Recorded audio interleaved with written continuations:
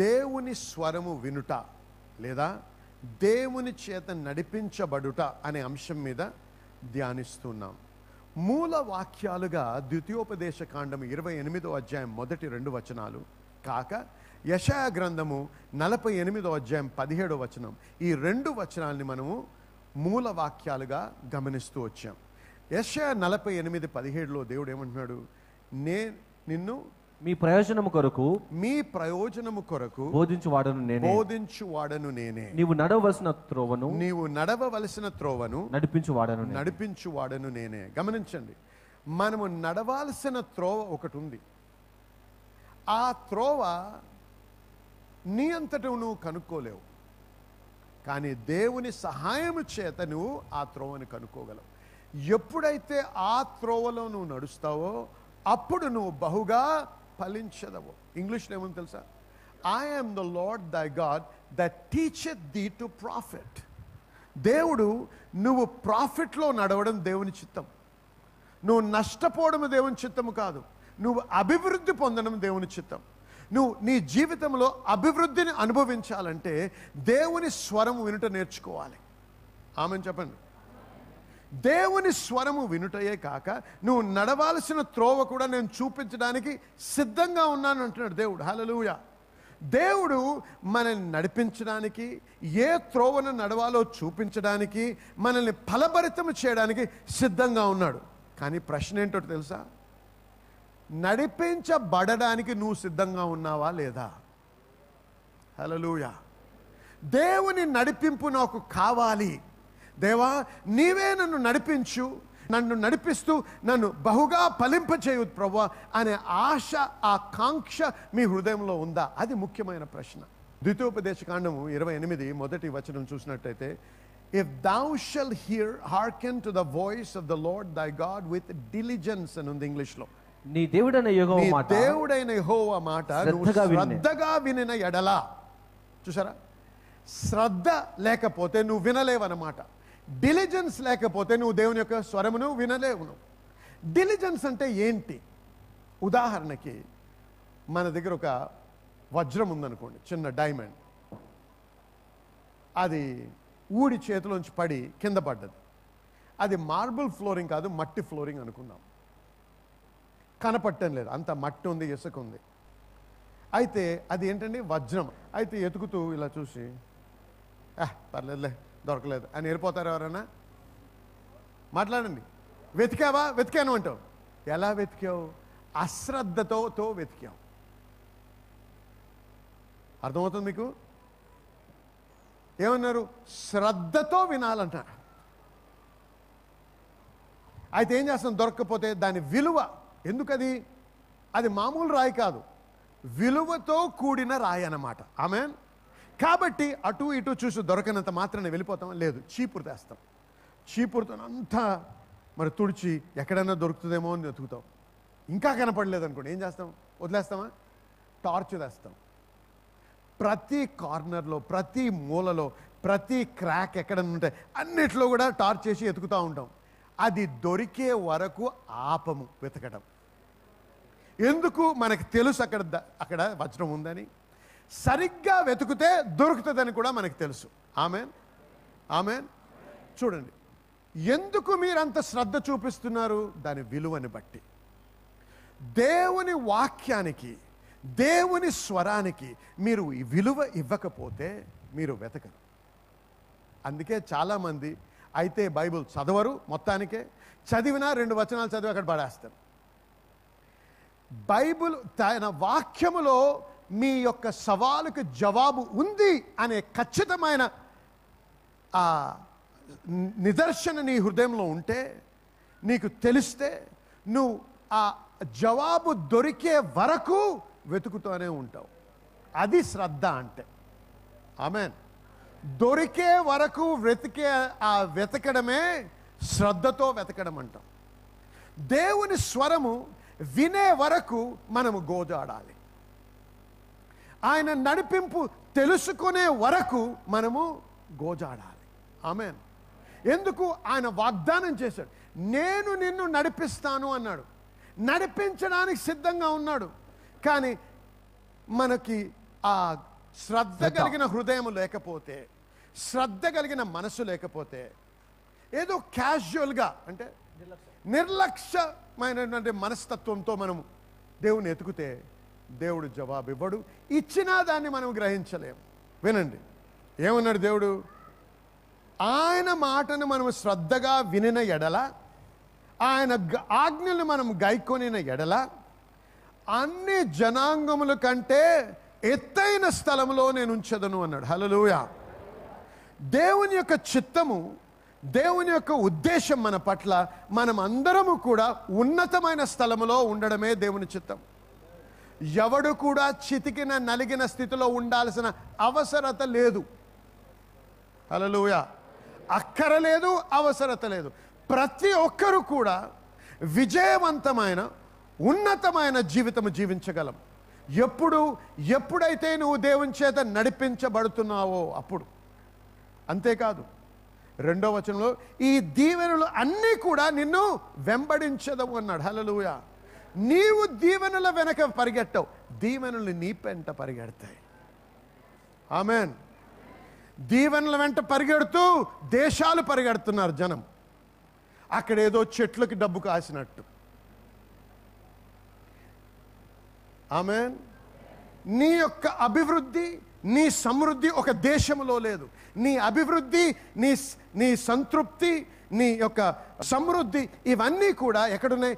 దేవుని రాజ్యంలో ఉన్నాయి. హల్లెలూయా. దేవుని రాజ్యం ఒక దేశంలో లేదు, దేవుని రాజ్యం నీ హృదయంలోనే ఉందన్నాడు. హల్లెలూయా దేవుడు. ఆమెన్. నువ్వు ఈ దేశంలో జీవిస్తూనే గొప్ప కోటీశ్వరుడు కావచ్చు దేవుని నడిపింపు ద్వారా. ఎక్కడో ఇంకో దేశానికి పారిపోవాల్సిన అవసరమే లేదు. దేవుడు మతి మరుపుతో నిన్ను ఇక్కడ పుట్టించలేదు.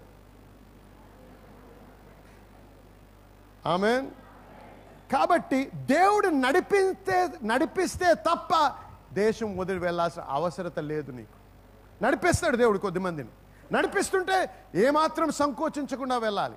అబ్రహాముని లేచి రమ్మన్నాడు, తీసుకెళ్ళాడు దేశాలు. ఇస్సాకుని కదలొద్దు ఇక్కడి నుంచి అన్నాడు. ఆయన మాటలోనే నీ అభివృద్ధి ఉంది, ఆయన మాటలోనే నీ సమృద్ధి ఉంది. ఆమెన్. దేశంలో లేదు. కరువులో 100 ఫలమిచ్చాడు ఇస్సాకుకి. విధేయత చూపించాలి. ఆమెన్. వినాలి, విధేయత చూపించాలి. ఇది దేవుని చిత్తం మన పట్ల. కాబట్టి ప్రాముఖ్యంగా మనం నేర్చుకోవాల్సింది ఏంటి? దేవుని స్వరముని నేను వినాలి. ఎంతమందికి ఇష్టం ఉందండి దేవుని స్వరం వినాలి అంటే? అందరూ చేతులు ఎత్తారు. ఎత్తకండి. ఎత్తినంత మాత్రాన్ని మీరు వినరు కాబట్టే ఎత్తొద్దు అంటున్నాను. మీరు ఒక నిర్ణయం తీసుకొని శ్రద్ధతో పని చేసినప్పుడే, అది చూపిస్తాను నేను ఏం చేయాలి అనేది. శ్రద్ధతో పని చేసినప్పుడే, శ్రద్ధతో వెతికినప్పుడే నువ్వు ఆ స్వరాన్ని వినగలవు, ఆయన నడిపింపు నువ్వు గ్రహించగలవు. చూడండి, ఐగుప్తులోంచి దేవుడు వారిని విడిపించి పాలు తేనెలు ప్రవహించే స్థలానికి తీసుకెళ్తున్నాడు. ఎక్కడికండి? పాలు తేనెలు ప్రవహించే స్థలం. మనం ఏం చెప్పాము? పాలు తేనెలు ప్రవహించే స్థలానికి వెళ్ళడానికి అప్పుడే మనుషులు ఒక మార్గం వేశారంట. ఆ మార్గాన్ని పోతే 11 రోజుల్లో చేరతారు. కానీ దేవుడు ఆ మార్గాన్ని తీసుకోలేదు. 40 సంవత్సరాలు పట్టే మార్గం తీసుకెళ్ళాడు. ఎట్లాంటి స్థలంకి తీసుకెళ్ళాడండి? ఎడారిలోంచి తీసుకెళ్ళాడు, అరణ్యంలోంచి. ఎందుకో తెలుసా? జాగ్రత్తగా వినండి. పాలు తేనెలు ప్రవహించే స్థానానికి వెళ్ళాలంటే పాములు తేళ్లున్న స్థలం ద్వారానే ప్రవేశించాలి. హల్లెలూయా. వేరే మార్గం లేదు. పాములను తేళ్లను జయించినప్పుడే పాలు తేనెలు ప్రవహించే స్థలానికి నువ్వు అర్హుడు అవుతావు. వాటిని ఓడించినప్పుడే. ఆమెన్. దేవుడు నడిపించేటప్పుడు తన అద్భుతమైనటువంటి సూచనల ద్వారా నడిపించాడు వారిని. దినములో ఒక మేఘపు స్తంభముగా, రాత్రిలో అగ్ని స్తంభముగా వారితో ఉండి, ఎప్పుడు ఆ స్తంభము కదులుతుందో అప్పుడు వీరు కదలాల్సి వచ్చింది. ఎందుకన్నా వెనకని చేస్తే ఆ ఎడారిలో ఉన్నటువంటి విరుద్ధమైన శక్తులు, సాతాను శక్తులు, పాములు తేళ్లు వాళ్ళని కుట్టి చంపేస్తాయి. దేవుని నడిపింపుకు నువ్వు లోబడకపోతే లోకములో ఉన్నటువంటి కష్టాలు, సాతాను యొక్క పన్నాగములు, సాతాను యొక్క ఎదురింపులు నిన్ను నాశనం చేస్తాయి. ఎంతవరకైతే ఆ మేఘము కింద ఉన్నారో ఆ మేఘము వాన్ని కప్పింది. హల్లెలూయా. దేవుని స్వరము ఎప్పుడైతే విని నువ్వు నడుస్తావో నీ చుట్టూ ఒక కవచం ఉంటుంది. ఈ కంచె ఉన్నంత కాలము సాతాను ముట్టలేడు. యోబు గురించి ఏమన్నాడండి? అయ్యా యోబుని చూసావా అన్నాడు దేవుడు. చూశాను అన్నాడు. నేను ముట్టలేనండి. ఎందుకు? నువ్వు చుట్టూ కంచేసావు అన్నాడు. హల్లెలూయా. దేవుని కంచె మన చుట్టూ ఉండాలంటే దేవుని స్వరానికి లోబడి విధేయతతో నడవాలి. ఆ కంచె ఉంటే ఎంత బలమైన శక్తివంతమైన సాతానైనా, ఎంత బలమైన భూత వైద్యుడైనా నీ దగ్గరికి రాలేడు. వస్తే వణికి గడగడలాడి చనిపోతాడు. హల్లెలూయా. ఒక సిస్టర్ మరి 12 సంవత్సరాలుగా తన మరి వెనుపూస దగ్గర మరి నొప్పితో బాధపడుతూ ఉన్నారు. తన మరి మన ఆరాధనకు వచ్చినప్పుడు పాస్టర్ రాజు గారు తన పరిస్థితిని గురించి ఒక మాట విడుదల చేశారు. ఎవరైతే మరి నడుము భాగంలో మరి నొప్పితో సమస్యతో బాధపడుతున్నారో వారిని దేవుడు ముట్టి స్వస్థపరుస్తున్నారు అని చెప్పి ఆ మాటను స్వీకరించిన సహోదరి మరి 12 సంవత్సరాల నుంచి ఉన్న ఆ స్థితి నుంచి సంపూర్ణ విడుదల పొందుకున్నారు. మరి ఏ విధమైన నొప్పి లేకుండా సంపూర్ణమైన ఆరోగ్యంతో దేవుని మన మధ్యలో స్తుతిస్తున్నారు. దేవునికి సమస్త మహిమ కలుగును గాక. హల్లెలూయా. భయపడాల్సింది నువ్వు కాదు, సాతాను. ఏం చెప్పానండి? మీ పేరు ల్యాంబ్స్ బుక్ ఆఫ్ లైఫ్ అంటే గొర్రెపిల్ల జీవ గ్రంథం. గొర్రెపిల్ల జీవ గ్రంథంలో ఉన్నంత మాత్రాన సంతోషించకు.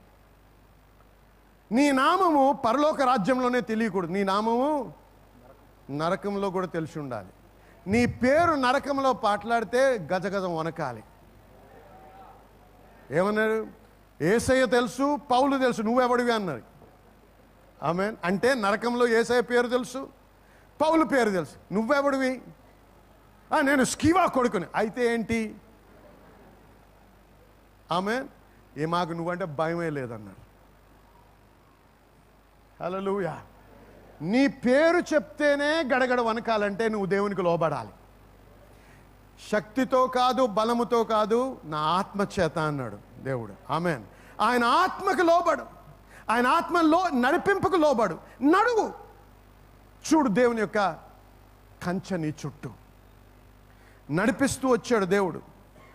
వీడిని నడిపిస్తూ ముందుకు తీసుకెళ్ళాడు. పాలు తేనెలు ప్రవహించే స్థలాన్ని. అందుకే మనము ఎప్పుడైనా జీవితంలో జయించాలి అని మన దృష్టి ఉంటే, మన ఆశ ఉన్నట్టయితే, దేవుని గురించి వాక్యంలో ఏముంది తెలుసా? He knows the end from the beginning. ఆది నుండి అంతం నెరిగిన వాడు. ఆది నుంచే అంతము నెరిగిన వాడు దేవుడు. హల్లెలూయా. నీ అంతము దేవునికి తెలుసు. అంటే ఆయనకి నీ మార్గము కూడా తెలుసు. కాబట్టి నేను ఇంగ్లీష్లో ఒక మాట చెప్పాను. Don't determine your destiny, discover your destiny. నీ గమ్యమును నీవు తీర్మానించుకోకూడదు, కానీ కనుగొనాలి. ఆమేన్. ఆమేన్. నీ గమ్యాన్ని నీవు తీర్మానించకూడదు, నువ్వు కనుగోవాలి. ఎందుకో తెలుసా? నువ్వు అకస్మాత్తుగా ప్రమాదవశాత్తున ఈ దేశంలో ఈ సమయంలో సృష్టించబడలేదు. దేవునికి ఒక ఉద్దేశం ఉంది కాబట్టే నిన్ను ఇక్కడ ఈ సమయంలో సృష్టించాడు. ఎందుకు? ఆయనకు ఒక ప్రణాళిక ఉంది నీ జీవితం పట్ల. నీ ద్వారా ఆయన గణపరచబడాలని ఆశిస్తున్నాడు. నీ ద్వారా అనేక విషయాలు చేయాలని ఉద్దేశిస్తున్నాడు.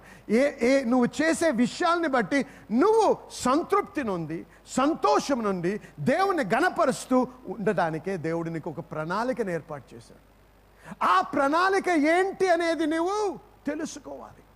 ఆ ప్రణాళిక ప్రకారంగా నువ్వు నడిచినప్పుడే నువ్వు నిజమైన సంతోషాన్ని, నిజమైన అభివృద్ధిని, నిజమైన సంతృప్తిని నువ్వు అనుభవించగలవు. నీ స్నేహితులందరూ వ్యాపారంలో ఉన్నారు, నీ కుటుంబీకులందరూ వ్యాపారంలో ఉన్నారు కాబట్టి నువ్వు వ్యాపారస్తుడు అవ్వాల్సిన అవసరత లేదు. దేవుడు నేను సేవకు పిలుస్తున్నాడేమో. హల్లెలూయా.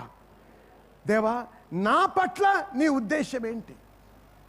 నువ్వు ఏమి చేయాలని ఉద్దేశించి, ఏ ఉద్దేశంతో నాకు జన్మనిచ్చావు నాకు తెలియపరచు ప్రభువా. దానికి నువ్వు సిద్ధపడు. ఇటీవల బోధిస్తూ ఒక దగ్గర నేనేమన్నా తెలుసా?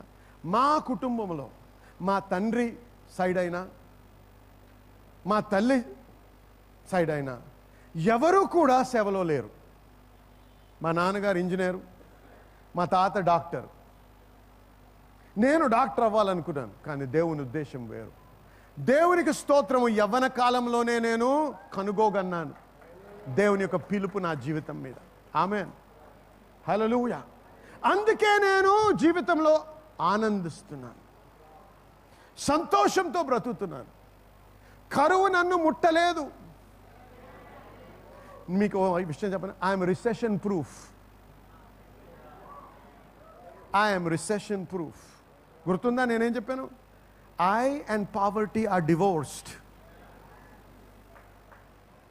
పేదరికానికి నాకు సంబంధమే లేదు. వచ్చినా నన్ను చూసి పారిపోవాల్సిందే. Hallelujah. I'm divorced friend. I have news for you, and I'm telling the devil too. He can't come close to me. Amen. Hallelujah. దేవుని నడిపింపుకు లోబడ్డప్పుడు కరువు కాదు కదా, లేమి కాదు కదా, ఏది కూడా నిన్ను ముట్టలేదు. ముందు నుంచే నీ అంతము తెలుసు కాబట్టే జ్ఞానం ఉన్నట్టయితే నీ జీవితమును ఆయన చేతికి అప్పచెప్పు. దేవా, నువ్వు నన్ను నడిపించు, నీ ప్రణాళిక నా జీవితంలో నెరవేర్చు ప్రభువా అని ప్రార్థించు. అని ఇప్పుడు ఏం చేయాలి? ఆయన స్వరము వినడానికి గోజాడాలి, కాంక్షించాలి. ఏం చేయాలో అది చేయడం నేర్చుకోవాలి. వినండి, ఈ స్వరమును మనం వినాలన్నా, ఆయన నడిపింపులు మనం తెలుసుకోవాలన్నా మనము ఆత్మవశులై ఉండాలి. ఏమై ఉండాలండి? ఆత్మవశులై ఉండాలి. అంటే ఆత్మలో, స్పిరిట్లో సెన్సిటివ్గా ఉండాలి, మెలకువగా ఉండాలి, చురుకుగా ఉండాలి. ఆత్మ పురుషుడు చురుకుగా ఉండి మెలకువగా ఉండాలి. ఏమన్నాడు ప్రకటన గ్రంథంలో? ఆన్ ద లార్డ్స్ డే, ప్రభు దినమందు నేను ఆత్మవశుడనై ఉండగా స్వరమును విన్నాను అన్నాడు. అంటే తను ఒక ప్రత్యేకముగా తన్ను తాను సిద్ధపరచుకొని ఆత్మలో బలపరుచుకున్నందుకు ఆ స్వరమును వినగలిగాడు. దేవుడు స్వరము వినాలనే ఆశ మీ హృదయంలో ఉంటే మీ ఆత్మ గురించి మీరు నిర్లక్ష్యం చేయకూడదు. దేవుని యొక్క నడిపింపు ఆత్మవశమైనటువంటి నడిపింపు కాబట్టి ఆత్మలో ఉన్నవారే దానిని పొందగలరు. నువ్వు ఎంత ఆత్మలో కట్టుబడతావో, కట్టుకుంటావో నిన్ను, అంత ఖచ్చితంగా నువ్వు దేవుని స్వరమును వినగలవు. గమనించండి జనులారా, దేవుడు మనతో సంభాషించినప్పుడు మన ఆత్మతో సంభాషిస్తాడు. ఎందుకో తెలుసా? దేవుడు ఒక ఆత్మ కాబట్టి. నీవు కూడా ఒక ఆత్మ, నీకు ప్రాణం ఉంది, నువ్వు శరీరంలో ఉన్నావు. అంటే you are a spirit, you have a soul and you live in a body. But you are a spirit, you don't have a spirit. ఆత్మవి, నువ్వు ఆత్మ లేదు, నీకు ఆత్మ కలిగి లేవు. నీవు ఆత్మవి, నీకో మనస్సు ఉంది, నీకో శరీరం దాని మీద ఉంది. ఆమేన్. నువ్వు ప్రాముఖ్యముగా సృష్టించబడ్డప్పుడు దేవుని రూపములో సృష్టించబడ్డావు. దేవుడు ఆత్మ, నీవు కూడా ఒక ఆత్మే. కాబట్టి దేవుడు నీతో నాతో మాట్లాడాలన్నప్పుడు ఆయన ఆత్మతో, మన ఆత్మతో, ఆ ఆత్మ, దేవుని యొక్క ఆత్మ మన ఆత్మతో మాట్లాడతాడు, సంభాషిస్తాడు. రోమీలకు రాసిన పత్రిక 8వ అధ్యాయం 16వ వచనం. ఆత్మ తానే మన ఆత్మతో కూడా సాక్ష్యం ఇచ్చుచున్నాడు, మనము దేవుని పిల్లలమని. ఆత్మ తానే మన ఆత్మతో, అంటే దేవుని యొక్క ఆత్మ మన ఆత్మతో సాక్ష్యం ఇస్తున్నాడు, అంటే తెలియపరుస్తున్నాడు. చెవికి, ఈ బాహ్యపు చెవికి వినే స్వరము కాదది. దాన్ని ఇంగ్లీష్లో ఇంప్రెస్ అంటాం. ఒక ప్రేరేపణ, ఒక నోయింగ్ అంటారు దాన్ని, గ్రహించడం. అది వినండి. యేసు ప్రభు గురించి ఆయన బాప్తిస్మం పొందినప్పుడు యోర్దాను నదిలో నీటి నుంచి బయటకు వస్తున్నప్పుడు పరిశుద్ధాత్మ చేత నింపబడ్డాడు. నింపబడినటువంటి యేసయ్య గురించి తండ్రి మాట్లాడుతూ, ఇదిగో ఈయన నా ప్రియకుమారుడు అన్నాడు. ఆమేన్. ఇప్పుడు మనం మత్తయి సువార్త 4వ అధ్యాయం కానీ లూకా సువార్త 4కి వెళ్ళినా ఏమని చదువుతామంటే, ఆత్మ ఆయనని అరణ్యములోకి నడిపించను అని ఉంది.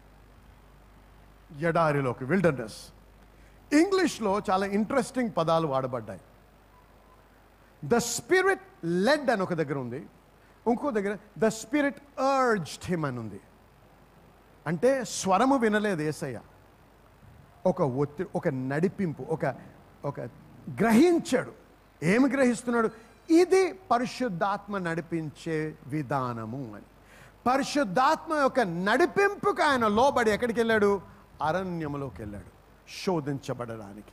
చూడండి, అలాగా దేవుడు మనల్ని ఒక్కోసారి మనం స్వరం వింటాము, లేకపోతే ఒక్కోసారి ఇటువంటి గ్రహిస్తాం.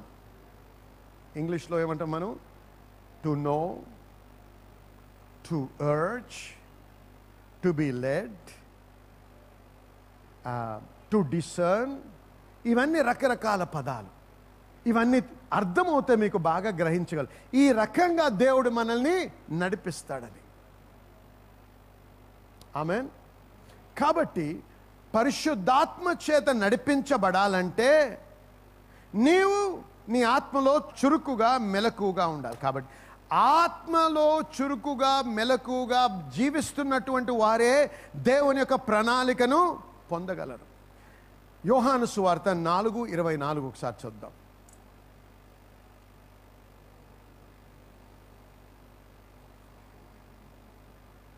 దేవుడు ఆత్మ కనుక, దేవుడు ఆత్మ కనుక ఆయనను ఆరాధించువారు ఆత్మతోనూ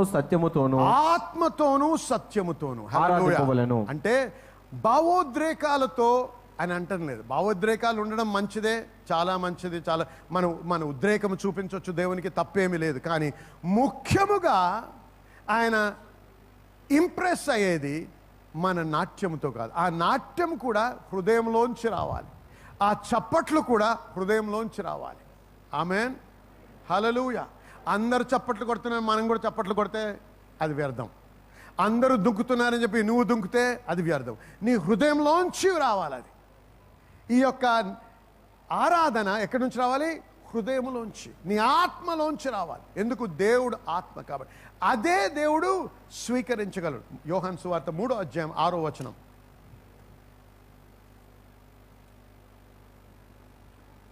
శరీరము మూలముగా జన్మించినది శరీరము, ఆత్మ మూలముగా జన్మించినది ఆత్మయ్యున్నది. హల్లెలూయా. శరీర మూలముగా జన్మించినది శరీరము, ఆత్మ మూలంగా జన్మించినది ఆత్మయ్యున్నది. గమనించండి, 3వ అధ్యాయం యోహానులో రాత్రి వేళ నికోదేము, బాగా చదువుకున్నటువంటి వాడు, ఠోరా అంతా బాగా తెలుసు, దాన్ని బోధిస్తాడు ప్రతి వారం. అటువంటి వ్యక్తి యేసయ్యతో సంభాషిస్తున్నప్పుడు యేసయ్య ఆత్మ విషయములు మాట్లాడినప్పుడు ఆయనకి ఏమీ అర్థం కాదు. ఆయన అంటాడు, అంటే నువ్వేం బోధిస్తున్నావయ్యా? మళ్ళీ నేను మా తల్లి గర్భంలోకి వెళ్ళి మళ్ళీ రావాలా నేను బయటికి అన్నాడు. చూసారా, సహజముగా ఉన్న వ్యక్తికి ఆత్మ విషయాలు అర్థము కావు. ఆత్మలో మరణించిన స్థితిలో నువ్వు ఉంటే ఆత్మ విషయాలు నీకు బుద్ధిహీనతగా అనిపిస్తాయి, వ్యర్థముగా అనిపిస్తాయి. అది నమ్మలేవు, దాన్ని నువ్వు స్వీకరించలేవు. కాబట్టే ప్రాముఖ్యంగా ఈ దేవుని చేత నడిపించబడాలని ఆశ ఉన్నట్టయితే నీ ఆత్మ తిరిగి జన్మించాలి. ఎందుకు? ప్రతి మానవుని యొక్క ఆత్మ మరణించిన స్థితిలో ఉంది పాపమును బట్టి. ఆమెను చెప్పండి. నీవు చేసే కార్యములు, నీవు చేసే నీతి పనులు, నీవు చేసే దానక్రియలు ఏవి కూడా నీ ఆత్మకు సంబంధించినవి కావు. అవి ఏవి కూడా నీ ఆత్మకి మరి సృష్టించవు, లేకపోతే నీ ఆత్మకి తిరిగి మెలకు కలిగించవు. చనిపోయిన స్థితిలో ఉంది నీ ఆత్మ. ఈ ఆత్మ తిరిగి జన్మించాలంటే యేసయ్య ద్వారా, ఒక్కడి ద్వారానే అవుతుంది. హల్లెలూయా. మతము ద్వారా అవ్వదు, ఏ వ్యక్తి ద్వారా అవ్వదు, ఏ నాయకుడి ద్వారా అవ్వదు, ఏ గురువు ద్వారా కూడా కాదు. యేసయ్య ఒక్కడే. ఆయన కార్చిన రక్తములో మన పాపములు కడిగే శక్తి ఉంది. ఆయన నా కొరకు మరణించి పాతి పెట్టబడి 3వ దినమున లేచాడని నా నోటితో ఒప్పుకొని నా హృదయంలో నమ్మిన ఎడల నేను తిరిగి జన్మించాను. హల్లెలూయా. నూతనముగా పరిశుద్ధాత్ముడు నాలో ఒక సృష్టి క్రియను జరిగిస్తాడు. దానివలన నేను ఆత్మలో తిరిగి జన్మించిన వానిగా తయారవుతాను. ఇప్పుడు నేను దేవుని స్వరం వినడానికి అర్హుడనవుతాను. ఆమె చెప్పాలి. హల్లెలూయా. మరి అనేక మంది మాకు వ్రాస్తున్నారు, తెలియపరుస్తున్నారు ఫోన్ల ద్వారా ఈ ప్రోగ్రాం వలన ఆశీర్వించబడుతున్నామని. మాకు ఎంతో సంతోషంగా ఉంది. ఎందుకంటే ఇది మాకు ఉద్దేశం. దేవుని యొక్క వాక్యము బోధిస్తూ, దేవుని వాక్యము తెలియపరుస్తూ అనేకులు ఆశీర్వించబడాలనేదే నా ఉద్దేశం. మరి ఈ ఆశీర్వించబడుతున్నటువంటి మీరు హైదరాబాద్కి వచ్చినట్టయినా, లేకపోతే హైదరాబాద్ ప్రాంతంలో మీరు జీవిస్తున్నట్టయితే తప్పకుండా ఒక్కసారి మా యొక్క ఆదివారపు ఆరాధనకైనా లేకపోతే శుక్రవారపు ఆరాధనకైనా రావాలని మరి నేను ప్రత్యేకంగా మిమ్మల్ని ఆహ్వానిస్తున్నాను. దాని ఇన్ఫర్మేషన్ అంతా కూడా మరి టెలివిజన్ మీద మీకు స్క్రీన్ మీద డిస్ప్లే అవుతుంది. దాని టెలిఫోన్ నంబర్స్ ఉంటాయి, ఎక్కడ మీటింగ్లు అవుతాయో అవన్నీ కూడా ఇన్ఫర్మేషన్ ఉంది. అయినా మీకు అనుమానం ఉంటే ఒకసారి ఫోన్ చేయండి, వారు తెలియపరుస్తారు. అంతేకాదు మీరు వచ్చినప్పుడు మరి SPM శామ్యుల్ పట్టా మినిస్ట్రీస్ కౌంటర్కో ఆ టేబుల్కో వెళ్ళినట్టయితే అక్కడ ఉన్న స్టాఫ్ మాట్లాడి మీరు నేను మిమ్మల్ని ఆహ్వానించాను కాబట్టి మీరు వచ్చారని తెలియపరిస్తే ఖచ్చితంగా వారు మిమ్మల్ని నా దగ్గరికి తెస్తారు. నేను మీతో కలిసి మీకు ప్రార్థన చేయాలని కూడా ఆశిస్తున్నాను. కాబట్టి తప్పకుండా రావాలని, మమ్మల్ని కలవాలని మరి కోరుతున్నాము, ఆహ్వానిస్తున్నాము.